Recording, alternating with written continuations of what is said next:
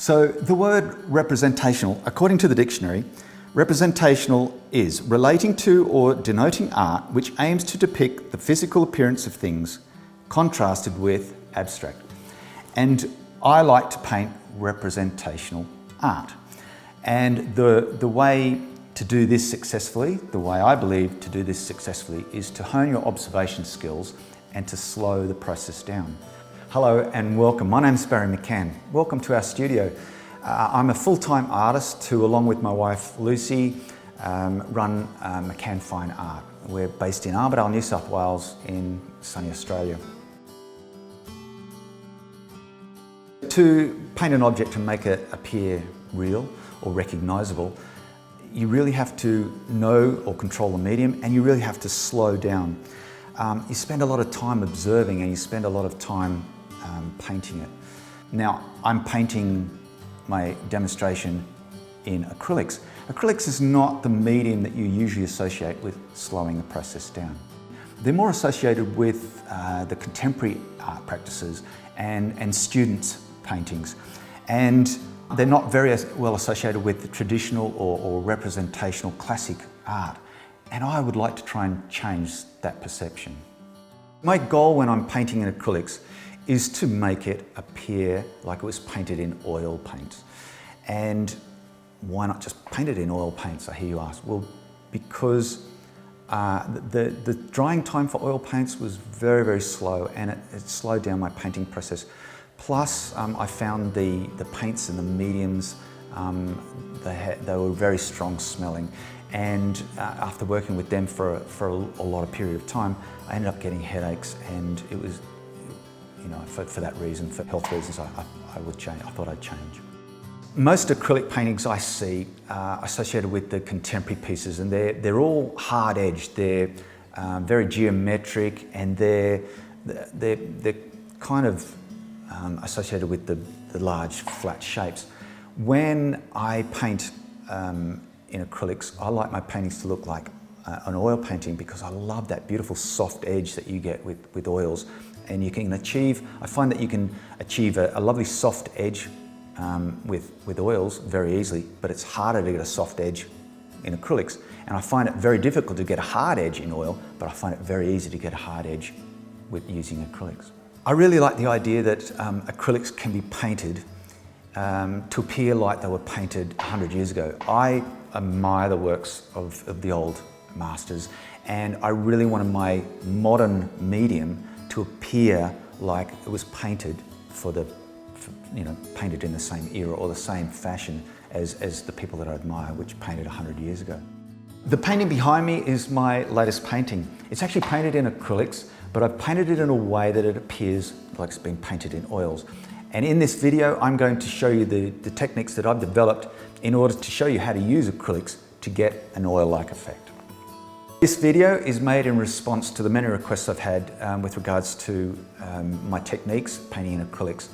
I usually don't show the content of this video at my workshops because there's simply not enough time. One of my paintings usually takes me several weeks to complete, and I would like to show you the step-by-step process that I would do in order to get a commissioned piece or a gallery piece completed. The subject for the painting in this video is not designed to scare anyone. It's there as, I've chosen this one as pure inspiration. I'm trying to get you to drag your paints out and have a go. Please bear in mind that this is my way, it's not the way, and it's certainly not the only way. I paint in a representational way. That is, I really strive to get a likeness. I love my subjects to be instantly recognisable. If I had to put my work into an art category, I would probably class it as impression of ideal reality. It's an impression because of the way I actually use my brush strokes and the way I use paint. It's ideal because I manipulate the subject matter. I control the light, and I make it ideal. I manipulate the pose, and I try and make it so it is ideal. I'm not painting something that's static. And it's reality insofar as it's instantly recognised. I'm not painting from life, I paint from photographs, but I want it to look instantly recognizable. I paint most of my paintings using photographic references. A lot of my paintings, most of my paintings are figurative pieces. I love painting figurative pieces. I love painting in the studio. I'm here with my music, consistent lighting, and there's no flies. It's supposed to be fun. I don't paint dead fish. I don't paint vases. I don't paint flowers. I paint people. I paint people because I enjoy it. So that's what I'm going to show you in this video. I'm going to do a painting of a figure. When I paint, I try and replicate the effect light has on matter. I try and paint the effect that light has on a surface in order to create the illusion of that form. I observe with my eyes, I interpret with my heart and my head, and I record with my hand. So Leonardo da Vinci said, "A painter should begin every canvas with a wash of black because all things in nature are dark except where exposed to light." And I subscribe to that point of view. I feel it's appropriate to tell you a little bit about me just so you can understand the way that I've developed my method of painting in acrylics. I started off as a watercolorist. I then painted in oils, and then I was finally asked to try this new medium, acrylic paints. And so that's how my methods developed. I still draw like a watercolorist. I put some darks on to give the impression that the light is painted over the darks like an oil painter. And I use oil painting methods in with my acrylic methods. The only difference between painting in oils and painting in acrylics is the drying time and the way that the paint evaporates, the way that you can keep the paint open and work it. So acrylic paints are relatively new on the market. They've only been around for about the 60 or 70 year mark. And I love them. They're the acrylic paints that are available today, beautiful paints. They're heavily pigmented, they're non-toxic, they're non-yellowing, they dry really fast. They're a beautiful professional paint medium. I'm pretty sure that if the artists 150 years ago had availability of the acrylic paints, they would have been using acrylic paints. I guess the way I paint is like a little bit like solving a jigsaw puzzle. I select the puzzle that I'd like to complete. I assess how many pieces it is due to my skill level and the amount of time I can spend on it.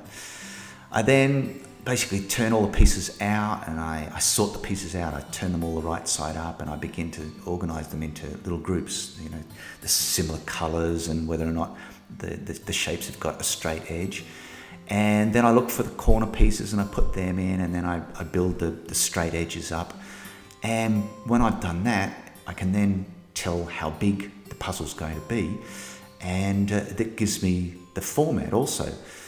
I then start to solve the puzzle by selecting one piece at a time, and it's a trial and error process, and I make sure that it fits, and when it does fit, I use that correct piece to try and select the very next piece. And this is very similar in which the way I paint. So what I do is when I paint is the same thing. I select a subject matter that I think I've got the skills to complete with the amount of time that I've got to do it. I then start to plan it. I work out how big it is. So I get the size of the painting and then the format, so I know if it's a portrait or a landscape format. And then I go about solving the painting the same as solving the puzzle, one piece at a time. I start with an area that I know is correct, and then I build on that one correct piece, one piece at a time. I follow certain steps every single painting, whether it's a demonstration or a gallery piece. Basically what I do is I choose a subject. I plan what will be needed in order to paint that subject. I work out a design for the placements of all the shapes of the objects. Then I cut my canvas or my paper to size. I then draw shapes in the correct position. I then seal the drawing with a transparent coating.